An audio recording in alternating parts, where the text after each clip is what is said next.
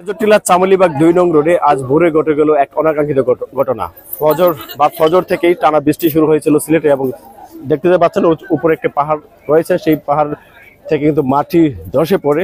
প্রায় এখন পর্যন্ত আমরা জেনেছি সিলেট উসমানী মেডিকেল হাসপাতালে 4 জনকে উদ্ধার করে পাঠানো হয়েছে এবং সর্বশেষ তথ্য অনুযায়ী সিলেট মহানগরীর ইসলামপুর চামলিবাগ আবাসিক এলাকায় টিলাধসের ঘটনায় সেনাবাহিনীর প্রচেষ্টায় 3 জনের লাশ উদ্ধার করা হয়েছে। সোমবার 10 জুন বেলা 12:30টার দিকে তাদের লাশ উদ্ধার করা হয়। নিহতরা হলেন আগা করিমউদ্দিন, তার স্ত্রী রুজি বেগম ও তাদের 6 মাস বয়সী শিশু সন্তান তানিম।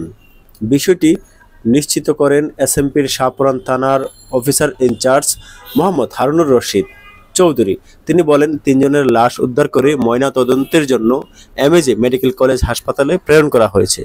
এর আগে সিলেট সিটি কর্পোরেশনের মেয়র আনোয়ার চৌধুরী ঘটনাস্থলে উপস্থিত হয়ে প্রয়োজনে উদ্ধার কাজে সেনাবাহিনী নিয়োগের ঘোষণা দেন। এর কিছুক্ষণ পরেই উদ্ধার কাজে সেনাবাহিনীর সদস্যরা আসে। জানা যায়, সোমবার ভোর 6টার দিকে টিলাধসের ঘটনাটি ঘটে।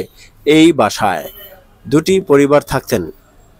ভূমিধসে ঘরের নিচে 2 পরিবারের 5 জন আটকা পড়েছিলেন। পুলিশ, ফায়ার সার্ভিসের সহায়তায় এক পরিবারের 2 জনকে মোটামুটি সুস্থ অবস্থায় উদ্ধার করা হয়।